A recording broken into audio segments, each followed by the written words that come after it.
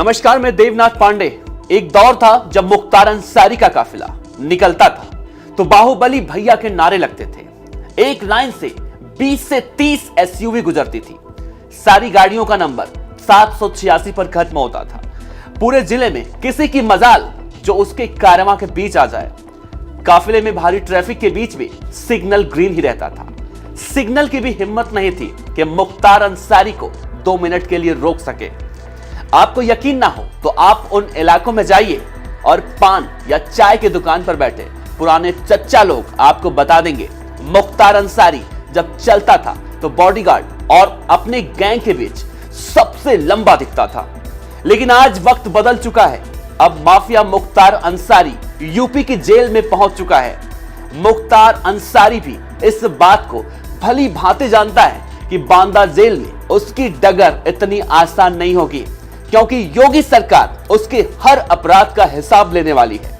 कुछ हिसाब मुख्यमंत्री योगी के व्यक्तिगत दुश्मनी के भी हैं। जब योगी आदित्यनाथ गोरखपुर से सांसद थे और उन्हें मुख्तार अंसारी ने अपने जिले में घुसने से रोक दिया था, तब योगी और मुख्तार अंसारी ने भी नहीं सोचा होगा कि एक दिन ऐसा आएगा जब वही लंबा चौड़ा दिखने वाला मुख्तार अंसारी उसी योगी के हवाले कर दिया जाएगा और होगा हर एक गुनाहों का हिसाब। क्योंकि इसका जिक्र योगी ने कई बार किया है। यकीन ना हो तो ये देखिए। अब कुछ करने की आवश्यकता है, अपनी ताकत का एहसास कराने की आवश्यकता है।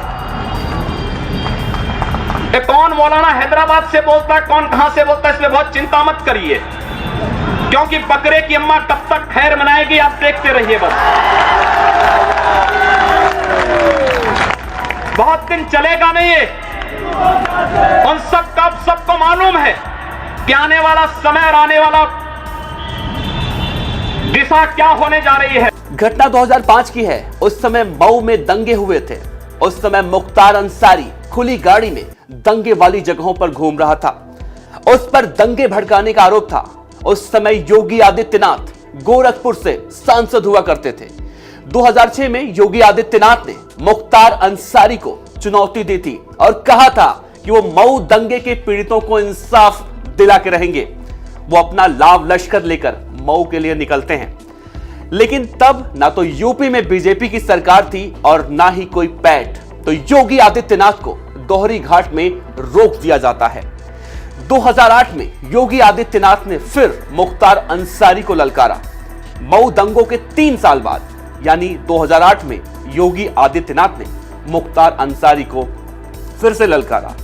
योगी आदित्यनाथ ने हिंदू युवा वाहिनी की अगुवाई में ऐलान किया कि वो आजमगढ़ में आतंकवाद के खिलाफ रैली निकालेंगे। टाइम, तारीख और मकसद सब तय किया गया। 7 सितंबर 2008 को डीएवी डिग्री कॉलेज के मैदान में रैली का आयोजन किया गया। इसमें मुख्य वक्ता थे योगी आदित्यनाथ। रैली की सुबह गोरखनाथ मंदिर से करीब 40 वाहनों का काफिला निकलता है और उन्हें आजमगढ़ में विरोध की पहले से ही आशंका थी, इसीलिए टीम योगी पहले से ही तैयार थी। योगी का काफिला जब निकला तो सैकड़ों गाड़ियां पीछे थी। कई सौ मोटरसाइकिलें भी योगी योगी के नारे लगा रहे थे। योगी अपने काफिले में 7वें नंबर की लाल एसयूवी में बैठे थे। एक पत्थर काफिले में मौजूद 7वीं गाड़ी यानी उस समय के सांसद और आज के मुख्यमंत्री योगी के गाड़ी पर लगा। योगी के काफिले पर हमला हो चुका था। हमला सुनियोजित था। उस वक्त योगी ने संकेत दिया कि हमला मुख्तार अंसारी ने करवाया है। योगी आदित्यनाथ ने कहा था कि काफिले पर लगातार एक पक्ष से गोलियां चल रही थी, गाड़ियों को तोड़ा जा रहा था, पुलिस मौन थी। उस समय योगी ने कहा था कि बदले की बात तो होगी। योगी आदित्यनाथ ने उसी समय कह दिया कि हम इस लड़ाई को आगे बढ़ाएंगे। जिसने भी गोली मारी है, अगर पुलिस कार्रवाई नहीं करेगी तो गोली मारने वालों को जवाब दिया जाएगा। उसी भाषा में आजमगढ़ हमले में कुछ लोगों ने मुख्तार अंसारी का हाथ होने का आरोप लगाया था, लेकिन यह आरोप सिर्फ आरोप था। इसकी पुष्टि कभी भी नहीं हुई।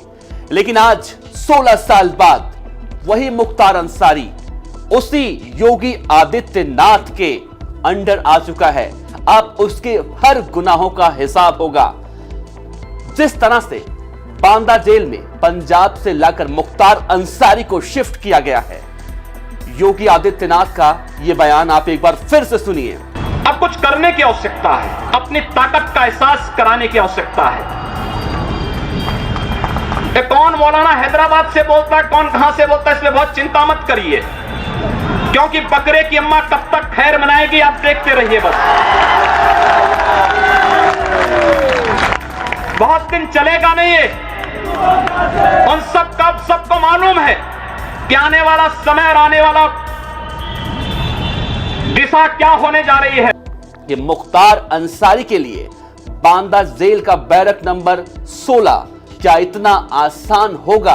क्या जिस तरह से वो पंजाब की जेल में मौज काट रहा था, क्या यूपी के बांदा की जेल में वही मौज इसको यहां पर मिलेगा?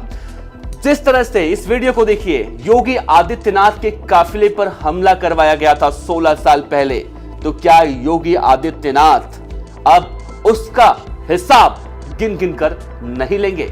खैर, ये तो आने वाला वक्त ही बताएगा। लेकिन जिस तरह से यह भी कहा जा रहा था, बीजेपी के कुछ मंत्रियों ने यह कहा था कि मुख्तार अंसारी की गाड़ी तो पलटेगी, यूपी के बॉर्डर पर पलटेगी, लेकिन कहां पलटेगी ये नहीं बताऊंगा। उसके बाद पूरे देश में इसी बात की आस लगाई जा रही थी। लोग सोशल मीडिया पर भी कमेंट करके पूछ रहे थे कि मुख्तार अंसारी के साथ क्या होगा। मुख्तार अंसारी की पत्नी सुप्रीम कोर्ट जा रही थी। मुख्तार अंसारी की पत्नी राष्ट्रपति के पास याचिका लगाने के लिए पहुंची थी पत्र के जरिए कि मुख्तार अंसारी बांदा जेल नहीं पहुंच पाएगा, रास्ते में ही फर्जी एनकाउंटर में उसे मार दिया जाएगा। लेकिन अब वो बांदा की जेल में पहुंच चुका है।